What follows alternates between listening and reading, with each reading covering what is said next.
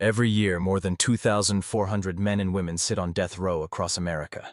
Dozens are executed. Most fade from the headlines in a single night. But these 7 didn't. They didn't just kill. They obliterated families, burned homes, and left entire towns scarred. And when their own time came, the world watched, some demanding justice, others craving blood. Because when justice turns into spectacle, the line between punishment and revenge disappears. Welcome to The Last Verdict. Before we go on, please remember to subscribe and turn on notifications so you don't miss our content. Let us get into it now. Case 1. Teresa Wilson. Bean Lewis. It was just after midnight on October 30th, 2002, when 2 men crept into a trailer in rural Virginia. One of them shot a sleeping husband. The other went into the stepson's bedroom and pumped 5 bullets into him. The wife wasn't just a witness. She had helped orchestrate the crime. What followed would test the boundaries of greed, manipulation, and justice. See timeline of the crime. Teresa Wilson Bean Lewis was born April 26, 1969, in Danville, Virginia. She lived a life that outwardly seemed unremarkable. Married to Julian Lewis and stepmother to his son Charles, CJ. But beneath the surface there were patterns, low IQ test scores, a diagnosis of dependent personality disorder, and a prescription painkiller addiction. Although she had no record of violent conduct before 2002, her vulnerability to manipulation and the presence of severe financial and emotional stress began to hint at a darker turn. Engagement prompt. Did you see the signs? Tell me in the comments. What's one moment in her past you think hinted at the crime ahead? By late October 2002, Teresa was facing a strained marriage, issues with money and control. She met 2 young men, Matthew Schallenberger, 22, and Rodney Fuller, 19, at a local Walmart, and began a sexual relationship with both. She promised them a share of her stepson CJ's $250,000 life insurance policy if they would kill her husband and stepson. On the night of October 30th, the 2 men entered her trailer through a back door she left open. Schallenberger shot Julian several times. Fuller entered CJ's room and shot him as well. After the shootings, Teresa waited about 45 minutes before calling for help and removed money from her dying husband's wallet. How the crime was discovered. After the shootings, the surviving wife called 911, but Julian whispered, "My wife knows who done this to me." Investigators connected the dots quickly. Her relationship with the shooters, the insurance policy, the $1,200 used to buy guns and ammo. The investigation revealed that Teresa had orchestrated the murder for hire. During the legal process, questions were raised about her mental capacity, IQ ranging from 70-72, and whether she truly masterminded the crime. At trial, she pled guilty to capital murder and was sentenced to death in June 2003. Her 2 co-conspirators received life sentences, while Teresa became the first woman in nearly a century to face execution by lethal injection in Virginia. Outcome? On September 23, 2010 at 9:13 p.m. at the Greensville Correctional Center, she was executed. Engagement prompt. Was justice served? Given her mental state and her co-conspirators' life sentences, what do you think? Fair outcome or not? Let me know below. The victims' families were devastated, and the case sparked fear and shock across Danville and Virginia. That someone trusted could orchestrate such violence. Public reaction and media coverage. The execution created worldwide debate. Many argued it was unfair to execute a woman with an IQ near the borderline of mental retardation who had manipulated elements in her case. Where are they now? Teresa is gone. The 2 shooters remain incarcerated under life sentences. The case remains a cautionary example in discussions about capital punishment, mental competence, and gender. Do you think Teresa Lewis ever truly changed? Should rehabilitation have been an option? Share your thoughts. Case 2. Richard Kenneth Jerf. It was just after midday on September 14, 1993, when a Phoenix family of 4 returned home to find a nightmare. Their father, mother, daughter, and young son would not survive the evening. What followed was revenge, violence, and a motive that shocked investigators. Richard Kenneth Jerf was born in Phoenix, Arizona, on November 6, 1969. He worked nights and at the time of the crime had been living in the same building as his friend, Albert Luna Jr., the older brother of the victims. While Jerf appeared outwardly quiet, there were signs that he felt wronged. He accused Luna Jr. of stealing electronics and an AK-47 from his apartment. Though he had no prior homicide record, his resentment and fixation on Luna Jr.'s alleged theft seemed to have steered him toward revenge. According to court documents, Jerf later confessed that he should have been there when he killed the family. By September 1993, Jerf believed his former friend had stolen from him, and the theft remained unresolved. He adopted a disguise, reportedly a fake florist delivery, and gained access to the Luna family's Phoenix home. Once inside, he subdued the mother and the young son, waited for the father and daughter, and then unleashed violence. The father was shot, the daughter assaulted and murdered, the young son killed, and the house set with a gas leak in an attempt to destroy evidence. What would you do if you discovered someone you trusted had stolen from you, and then plotted revenge like this? Write your thoughts below. After the murders, police traced the weapon, found Jerf in possession of items stolen from the Luna home, and linked him to the scene. He initially tried to evade responsibility but eventually confessed. During the investigation, Jerf remained calm and even boastful, according to investigators.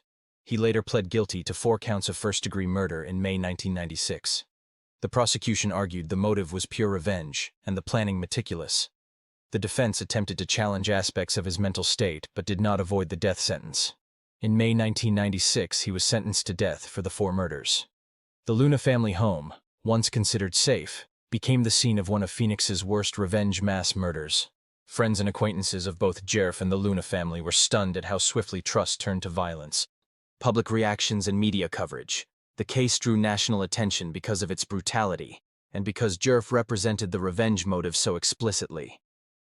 The fact that he waited years for execution also stirred debate about the death penalty and its delays. Jerf remained on Arizona's death row for more than 29 years.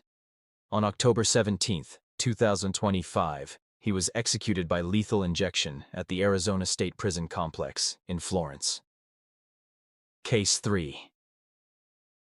Curtis Wyndham. It started as a seemingly ordinary afternoon near Orlando. A small debt of $2,000, a Greyhound racetrack win of just $114, and a calm walk into a Walmart aisle. But by nightfall, 3 lives would be brutally ended, and the man behind the killings would be destined for the lethal injection chamber. The state of Florida would execute him more than 3 decades later. What dark shift took him from everyday to irredeemable? Stay tuned to uncover every step of this unraveling. If you're new here and you're drawn to stories of justice, morality, and the human psyche, hit subscribe now and ring the bell so you don't miss our next deep dive into a case that shakes the system.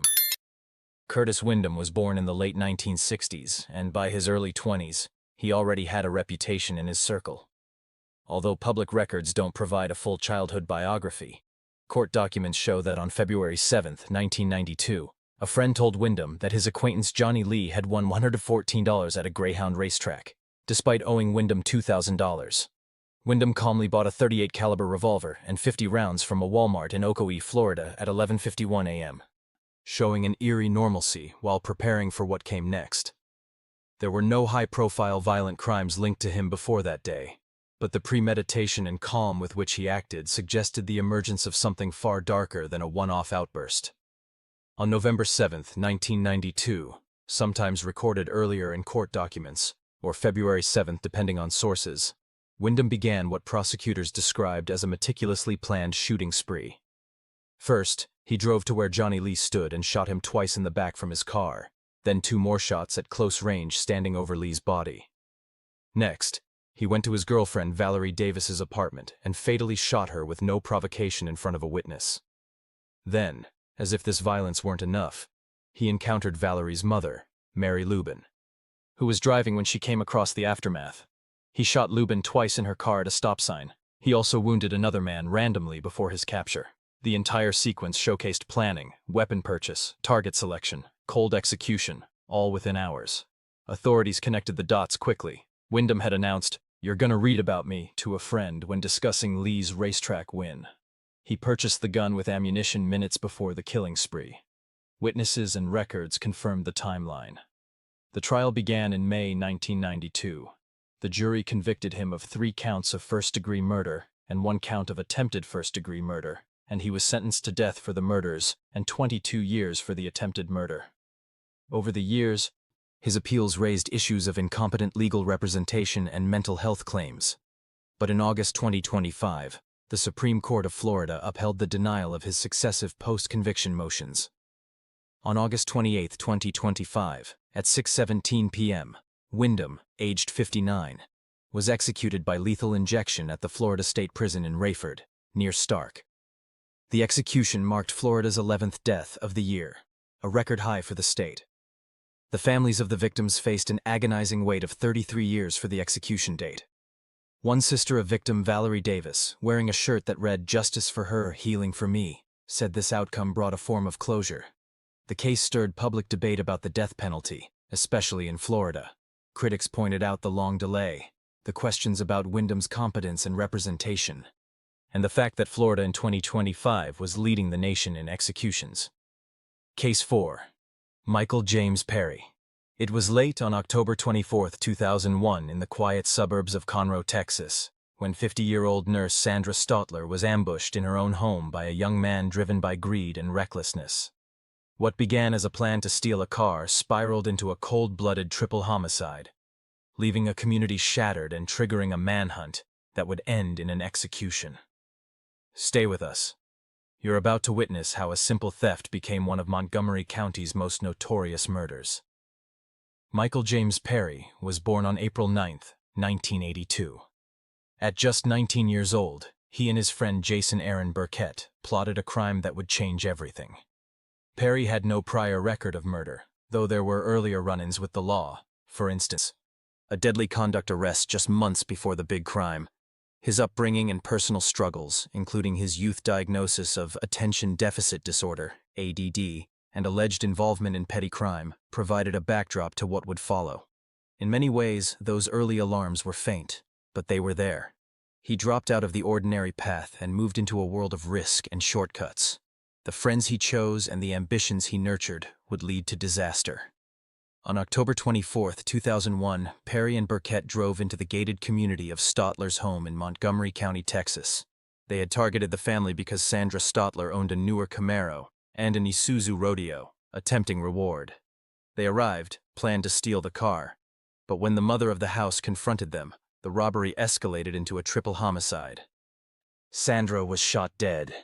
Later that night, while fleeing in the stolen vehicle, Perry and Burkett returned to lure Sandra's son Adam, who she raised, and his friend Jeremy Richardson for the gate access they needed.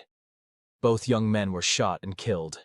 Then they dumped bodies, fled in the Camaro, and set off a massive police chase. The police investigation came fast and fierce. Forensic evidence placed Perry at the scene, the shotgun matched, and the confession followed. A high-speed chase ended in a crash as deputies chased the stolen vehicle. Perry was arrested, identified under a stolen name, and charged with capital murder. During the trial, Perry claimed his confession was coerced and denied knowledge of the murders, but the jury found the evidence convincing. He was convicted of capital murder and sentenced to death in Texas. On July 1, 2010, Michael James Perry was executed by lethal injection in Huntsville, Texas. The impact of this case rippled outward. A family destroyed, 3 lives ended, and a community grappling with how something so senseless could happen. The case became a reference point in debates over juvenile crime, the death penalty, and the speed of justice in Texas. For Perry himself, the execution closed his chapter, but not the questions. What drives someone so young to murder 3 people for what started as a car theft? Was the death penalty justice or something else? The voices in the victim families continue to echo and demand answers. Sis 5. Jason Aaron Burkett. It was already dark when police lights flashed across the quiet woods of Conroe, Texas. 2 teenage boys, James Adam Stotler and Arnold Jeremy Richardson, lay dead beside a narrow dirt road, their bodies riddled with shotgun blasts. For hours, no one understood how 2 high school friends could vanish from a normal suburban neighborhood and end up here, miles away. But the trail that led to their killers would soon uncover a partnership so reckless, so cold, that it left even seasoned investigators shaken. One name would stand out: Jason Aaron Burkett, a teenager whose path had collided with another lost soul, Michael James Perry. Together, they would turn a petty plan into a triple murder that stunned an entire state. Jason Burkett was born in 1982 in Montgomery County, Texas. His life began on the margins. His father, Delbert Burkett, had a long criminal record, a violent temper, and a tendency to disappear for months at a time. Jason grew up in a household where the sound of shouting was more common than laughter. By his early teens, school had become an afterthought. He drifted from job to job, finding refuge among older kids who lived as roughly as he did. Friends later described him as a boy with no brakes. When his father wasn't around, he carried the weight of that absence like a curse. And when Delbert was home, the chaos was worse. Burkett's childhood would later become one of the central points in his trial, a window into how neglect, violence, and addiction could twist a young man's understanding of right and wrong. In 2001, Jason met Michael James Perry, another troubled teenager trying to survive the edges of small-town life. The two bonded instantly. Both had been in and out of juvenile programs. Both had tasted poverty and instability, and both were angry at the world. Together they talked about quick money, easy scores, and flashy cars. Perry had a new idea: steal vehicles from people he knew. Among those names was James Adam Stotler, a 16-year-old whose mother, Sandra Stotler, lived in a comfortable suburban home. She worked hard as a nurse and often helped her son's friends when they needed a meal or a place to stay. To Perry and Burkett, that kindness became an opportunity. They knew the family owned a red Camaro, and in their minds, that car became a symbol of everything they couldn't have. That Wednesday began like any other in Conroe. The sun dipped behind the trees as Sandra Stotler cooked dinner alone in her kitchen. Around 7 p.m., someone knocked on her front door. She recognized Jason Burkett, her son's acquaintance, and opened the door without hesitation. He asked to use the phone. What she didn't know was that Perry had already slipped into the house through the garage, armed with a shotgun. Moments later, gunfire echoed through the rooms. Sandra Stotler was killed instantly. Perry and Burkett dragged her body into the bed of a blue pickup, drove to Crater Lake, and dumped her into the water beneath a tangle of branches. Hours later, they returned to the neighborhood. When Adam Stotler and his friend Jeremy Richardson came home, Perry convinced them that someone needed help near the woods. The boys followed in the family's Isuzu rodeo, and there, under a low canopy of trees, the two killers opened fire. 3 people dead, 2 stolen cars, and a community changed forever. When Sandra's body was discovered in Crater Lake 3 days later, the news spread quickly. Detectives connected the missing teenagers, the empty driveway, and witness reports of 2 young men driving the family's vehicles. A girlfriend of Burkett's confirmed what police suspected. Her truck had been used to transport the first victim's body. Forensic tests matched shotgun shells from the house and the woods to the same weapon. Within a week, both Perry and Burkett were arrested. During questioning, Burkett appeared calm, almost detached. He didn't deny being at the scenes but tried to shift the blame to Perry, claiming he'd only been along for the ride. Perry, meanwhile, insisted Burkett had fired the fatal shots. In the end, both versions merged into one undeniable truth. Together, they had executed 3 innocent people for the thrill of theft. In 2003, Michael Perry was tried first for capital murder and sentenced to death. Burkett faced the same charge soon after. During his trial, jurors heard not only the forensic evidence but also the story of Jason's upbringing.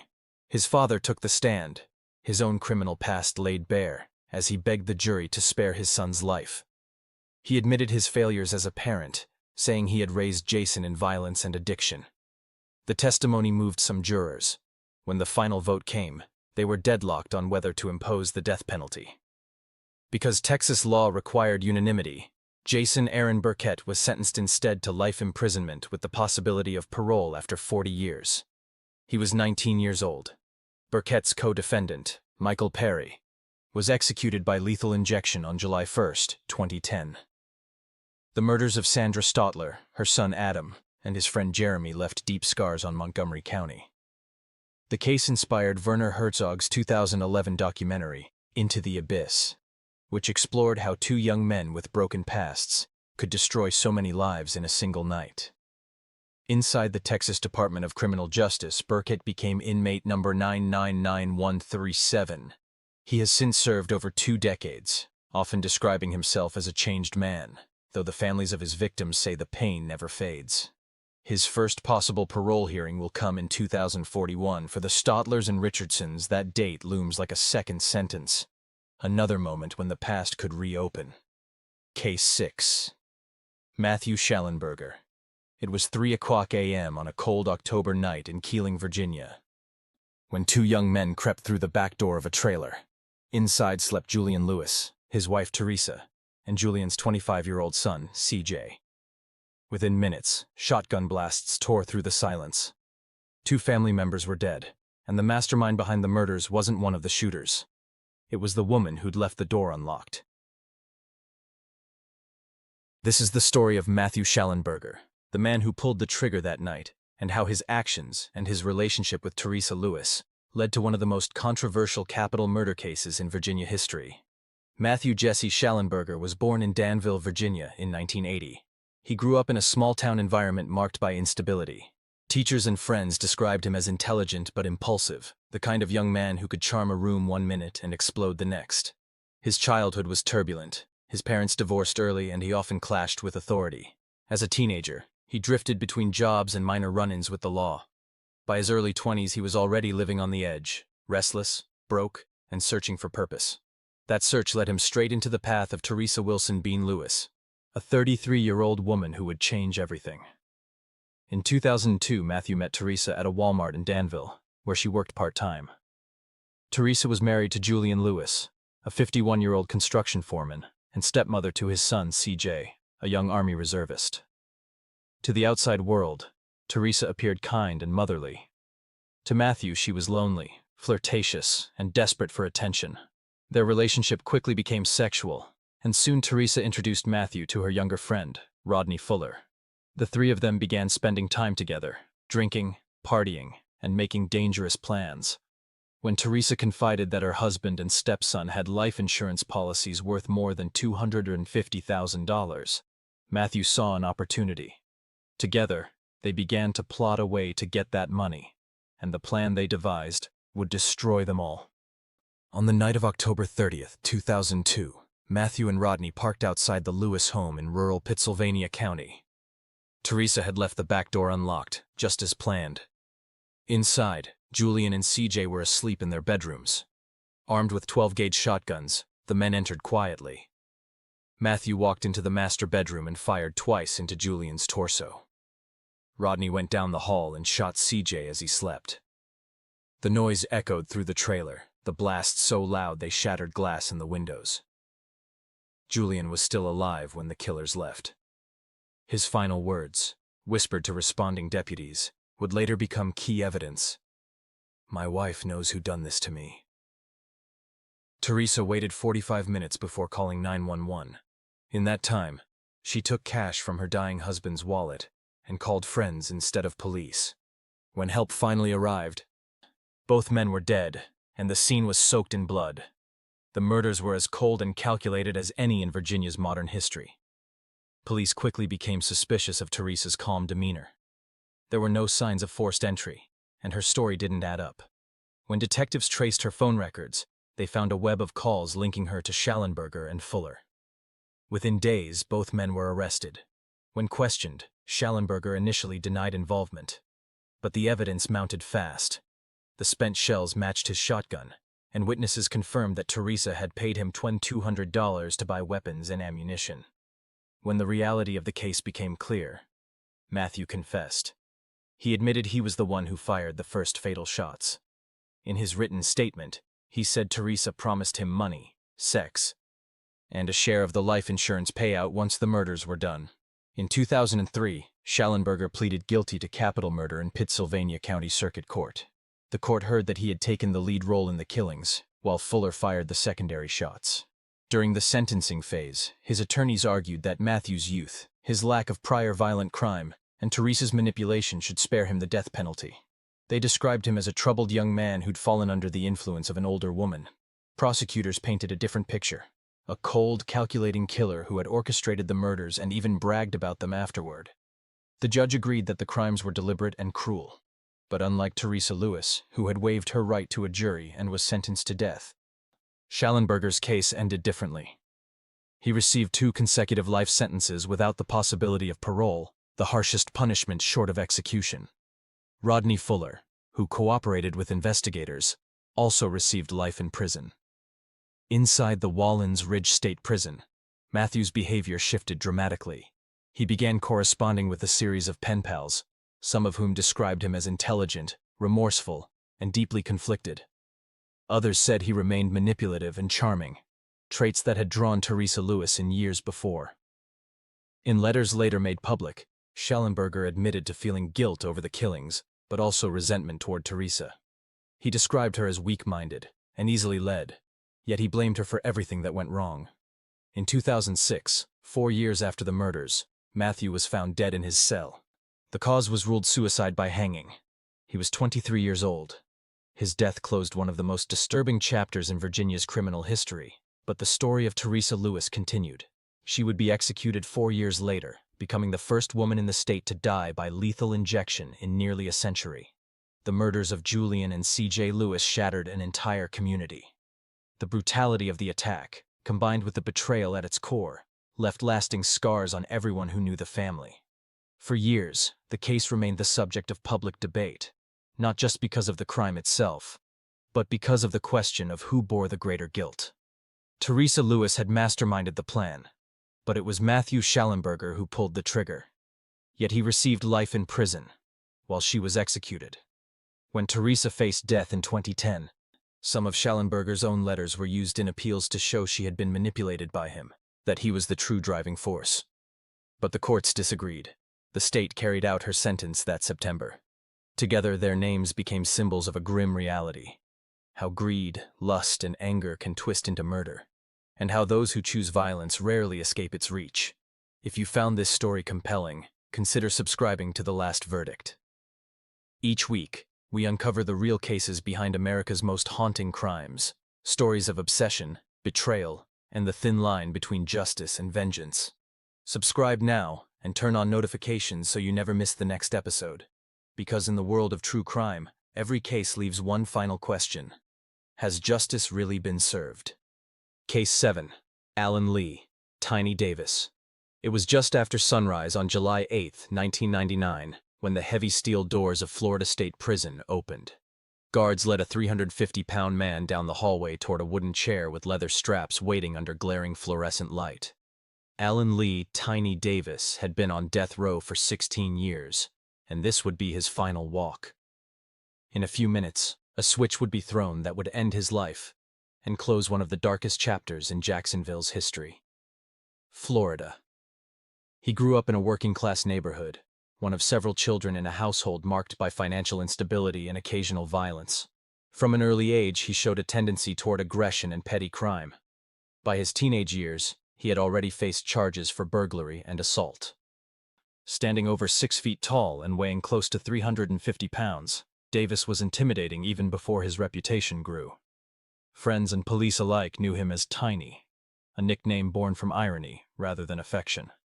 His adult life was shaped by a string of convictions: manslaughter, armed robbery, and attempted assault. Despite repeated imprisonment, Davis never managed to stay out of trouble for long. By 1982, he was on parole for armed robbery. His violent temper and lack of impulse control made him a constant risk, but that didn't stop the state from releasing him back into the community. Within weeks, he would commit one of the most horrifying crimes in Florida history. The Wire family lived in a comfortable home on San Pablo Boulevard in Jacksonville. Inside were Nancy Wire, 35 years old and 3 months pregnant, and her 2 daughters, 9-year-old Christina and 5-year-old Catherine. Her husband, John Wire, was still at work when the nightmare began. That afternoon, Alan Lee Davis broke into the Wire home. He carried a .357 Magnum revolver and the intent to rob, but what happened next went far beyond theft. Investigators would later describe the scene as an explosion of rage. Nancy confronted Davis near the front door. In seconds, he struck her repeatedly with the butt of his revolver, fracturing her skull. He fired a shot into her torso and continued beating her long after she had fallen. In the living room, Christina, hearing her mother's screams, ran forward. Davis grabbed her, bound her with duct tape, and shot her in the face. Catherine, the youngest, tried to hide in a bedroom closet. Davis followed, dragged her out, and fired again. When his bullets ran out, he used the gun itself as a club. Within minutes, 3 people, including an unborn child, were dead. When John Wire arrived home later that day, he found a scene so brutal that police had to restrain him from re-entering. It was one of Jacksonville's most gruesome triple murders on record. The brutality left little doubt about the killer's intent. Evidence showed forced entry and clear signs of close-range gunfire. Within 48 hours, detectives from the Jacksonville Sheriff's Office had linked the crime to Alan Lee Davis through stolen jewelry and ballistics found in his car. Davis was arrested without incident.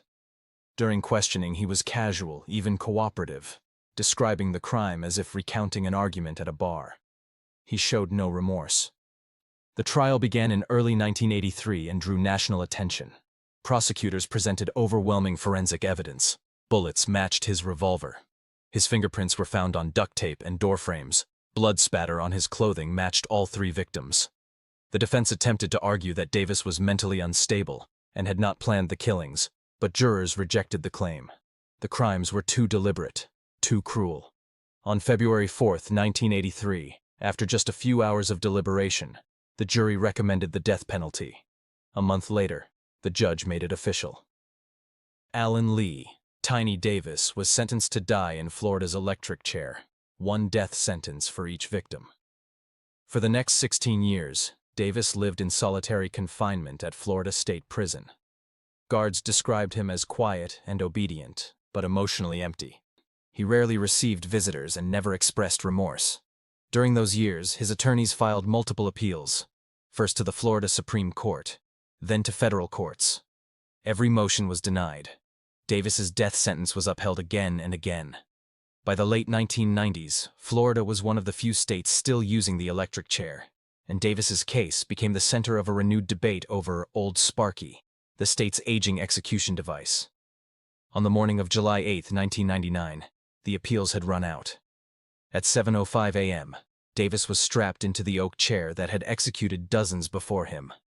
His final meal was extravagant: lobster tail, fried shrimp, fried clams, garlic bread, potatoes, and a large portion of cherry ice cream. When asked for last words, he muttered only, "Words are not enough." Then the switch was thrown. Witnesses later described smoke rising from his head and a stream of blood running down his chest. The execution took several minutes and reignited fierce criticism of Florida's electric chair, leading the state to adopt lethal injection as its primary method soon after. The murder of Nancy Wire and her daughters left an unhealable wound on the Jacksonville community. For decades, neighbors and officers who worked the case could still recall the smell of gunpowder and blood in that small home. Davis's execution marked the end of an era, the last time Florida used its electric chair for capital punishment. To some, it was justice finally served after 17 years. To others, it was an inhumane spectacle, proof that state-sanctioned death had lost its dignity. Today, the Wire family is remembered each year by survivors and advocates who call for stronger protections against repeat violent offenders. The name Tiny Davis remains a chilling reminder of how parole failures and unchecked rage can destroy an entire family in minutes. They were 7 stories of vengeance, desperation, greed, and fear. 7 lives that crossed a line they could never return from. Each one faced justice, or something we call justice, in a room where silence always follows the final breath. But if death is the last verdict, who truly gets to decide what it means? Stay watching. The next case may already be unfolding.